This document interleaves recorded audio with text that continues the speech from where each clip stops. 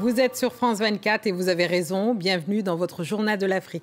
À la une ce soir, les obsèques de notre regretté Amobe Mevege à Yaoundé. L'animateur, journaliste et producteur a fait son dernier voyage entouré de sa famille et de ses proches. Il sera enterré ce samedi auprès de ses ancêtres dans son village à Kolbogo, tout près de la capitale camerounaise. Le président rwandais a débuté ce vendredi une visite de 2 jours dans le nord du Mozambique. Paul Kagame a passé en revue les troupes d'1 millier de soldats rwandais déployés pour aider Maputo dans sa lutte anti-djihadiste. Nous ferons aussi un point de la situation des déplacés dans le nord du pays. Et notre invitée ce soir, c'était Emma Loès, la star ivoirienne, actrice et influenceuse. Elle était dans le journal de l'Afrique et elle nous a parlé de la nuit de la série qui a lieu ce vendredi à Paris et dont elle est la marraine. Les obsèques d'Amobe Mevege ont eu lieu ce vendredi à Yaoundé. Une messe a été donnée en l'honneur du journaliste, animateur, producteur, homme des médias, entouré par sa famille et ses proches. Un ultime hommage à celui qui aura marqué la vie de nombreuses personnes. L'Afrique perd un de ses plus fiers représentants. Le monde de la culture ne cessera de pleurer celui qui fut l'un de ses plus ardents défenseurs. On écoute la chanteuse Queen Etemeh, dont Amobe a produit le premier album et qui tenait à lui rendre hommage. C'était mon frère, mon producteur, mon ami, et le premier qui croyait en moi depuis le début de ma carrière. Soki, mon premier album solo, c'est lui qui l'a produit. Kuna, une chanson qu'il a jouée et rejouée en boucle sur les antennes de RFI à travers plein sud. Ce soir, c'est vraiment une tristesse énorme qui nous anime. Il a passé toute sa vie à célébrer les autres et je pense que la moindre des choses, c'est qu'on soit là pour le célébrer, dire à quel point nous l'aimions, à quel point il va nous manquer. Amobe Mevege sera inhumé ce samedi dans le village de ses ancêtres, non loin de Yaoundé, à partir de 14h. Paul Kagame a débuté ce vendredi une visite de 2 jours dans le nord du Mozambique. Le président rwandais a passé en revue ses soldats. Ils sont 1 millier déployés pour aider le pays à lutter contre les djihadistes. Le Rwanda est le premier pays africain à envoyer des troupes déjà en juillet dernier. Simon Wolfart est à Pemba, la capitale de la province du Cabo Delgado. C'est en tenue militaire que le président rwandais Paul Kagame et son homologue mozambicain Filipe Nyusi ont rendu visite aux soldats des 2 nations réunis au poste de commande de la base navale de Pemba. Une première pour le président Paul Kagame depuis l'envoi du contingent rwandais. L'armée a déclaré début août ses premiers succès, affirmant notamment avoir repris le port stratégique djihadiste Mocimboa da Praia, resté sous leur occupation pendant près d'1 an. Je m'y suis rendu il y a 2 jours et j'ai pu observer une ville fantôme totalement ravagée. Dans d'autres villes importantes du Cabo Delgado, la vie reprend doucement son cours comme à Palma. En mars, les djihadistes avaient attaqué la ville de Palma, base des opérations industrielles du géant de l'énergie français Total, forçant le groupe à suspendre ses travaux d'un projet gazier de 20 milliards de dollars. Aujourd'hui, ce site est sécurisé par l'armée rwandaise. La menace djihadiste reste présente dans certaines zones du Cabo Delgado. Le président rwandais a affirmé que le travail ne pouvait s'arrêter là et qu'il fallait continuer à protéger et reconstruire le pays. L'insurrection djihadiste au Mozambique a forcé plus de 800 000 personnes à fuir les violences. Aujourd'hui, certains de ces déplacés commencent à rentrer chez eux. C'est le cas au Quintunga. Les forces rwandaises supervisent sous le retour des populations. Laurent Bertécher.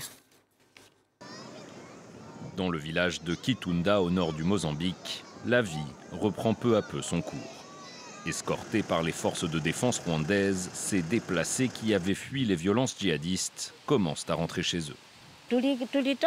On s'est enfui de nos maisons, on est resté cachés longtemps. Mais on nous a encouragés à revenir au village car la sécurité est revenue.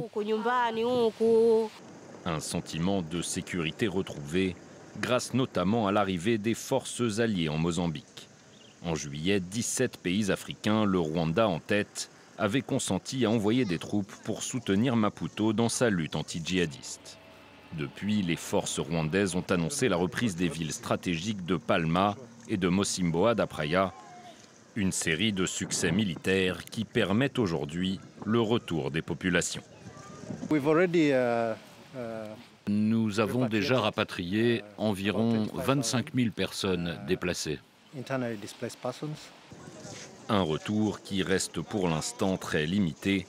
L'Organisation internationale pour les migrations estime qu'il reste environ 750 000 déplacés dans la province de Cabo Delgado. Un soldat français a été tué au Mali au combat ce vendredi matin. Le caporal-chef Maxime Blasco du 7e bataillon de chasseurs alpins de Vars est mort se battant contre un groupe armé terroriste. L'Élysée, qui a fait l'annonce, a précisé qu'il avait reçu une médaille militaire pour la valeur exceptionnelle de ses services. Plus de 50 soldats français sont morts au Mali depuis le début du conflit.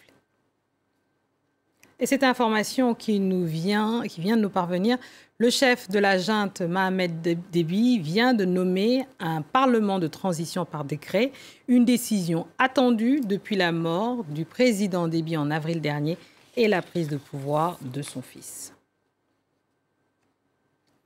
Emma Loès est une véritable star, connue et reconnue d'Abidjan à Dakar en passant par New York. L'actrice ivoirienne a marqué les esprits avec son premier rôle d'Estelle dans Le Mec idéal, un film qui avait obtenu à l'époque l'étalon de bronze au FESPACO en 2011. Ce soir, elle est venue nous parler de la nuit de la série dont elle est la marraine, extrait de notre entretien. C'est un rêve qui se réalise tout simplement parce que je me rappelle qu'avec Patou, mon agent, on avait décidé de le faire à Paris quand on l'a fait au FESPACO. Et c'était fatigant, on se demandait comment on allait le faire et tout. Et puis finalement, on y est. Donc, c'est un rêve devenu réalité. Donc, on dit merci déjà à tous ceux qui nous ont soutenus dans cette aventure, aux sponsors et aux partenaires. Voilà, moi, je suis très contente, c'est une fierté. Ah bah, j'imagine. Et alors, vous jouez plusieurs rôles en ce moment dans plusieurs séries. La série, c'est un peu votre monde. Vous connaissez très bien les séries.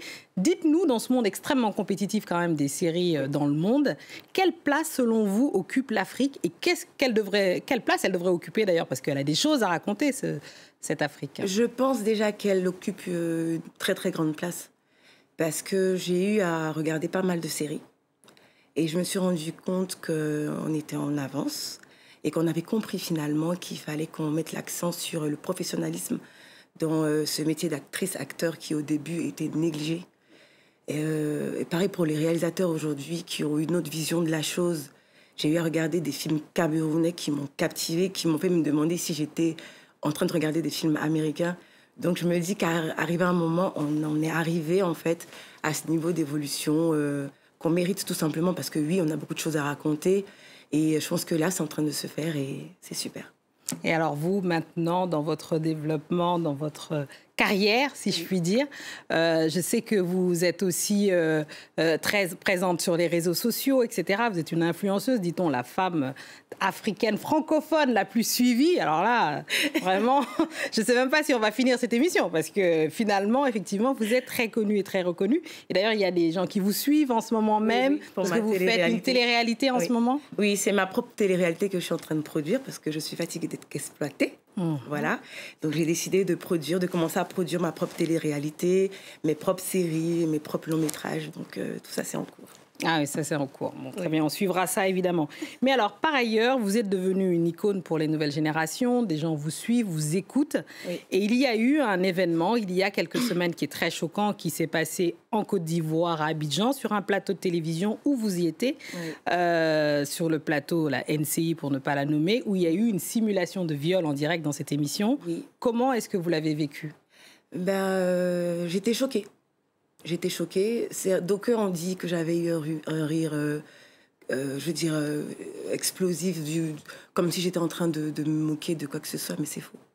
Je ne sais pas qui pourrait être OK avec le viol. Je ne suis pas OK avec le viol. Je me suis retrouvée là. Du coup, j'étais figée. J'ai même, arrivé à un moment, sorti le mot « c'est un comédien ». Parce que tout simplement, je me suis dit, à aucun moment, quelqu'un qui a été emprisonné à plusieurs reprises pour un viol peut se permettre de reproduire cela tranquillement sur une chaîne télé. Tout de suite, je me dis non, c'est un comédien, c'est pas possible. Voilà, comme pour dire, c'est pas possible. Et ensuite, j'ai eu un rire nerveux. Voilà. Et Dieu faisant, il s'est avéré que c'était effectivement un comédien. Bon, on va dire tant mieux, en même temps ou tant pis, je ne sais pas. Mais faudrait qu'aujourd'hui, je voudrais particulièrement en fait m'adresser aux femmes qui sont victimes de viol. Parce que je pense que c'est à elles que je dois des explications.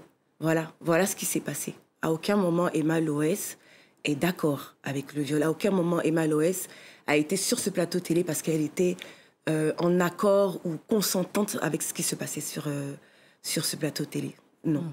Ouais, voilà. Donc, si elles ont été choquées parce que j'ai été là à ce moment-là, je leur demande pardon. C'est légitime. Mais qu'elles sachent qu'à aucun moment, je ne pourrais mener ce contre-combat, en fait.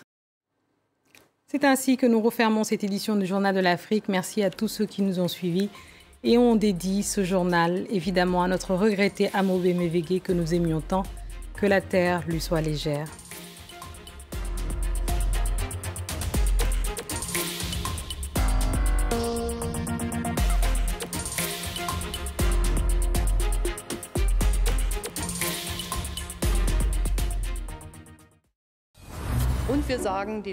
Les épargnes des Allemands sont sûres. Le gouvernement allemand le garantit. Nous l'avons toujours dit. La Grèce ne touchera pas un centime, à moins que des efforts ne soient faits.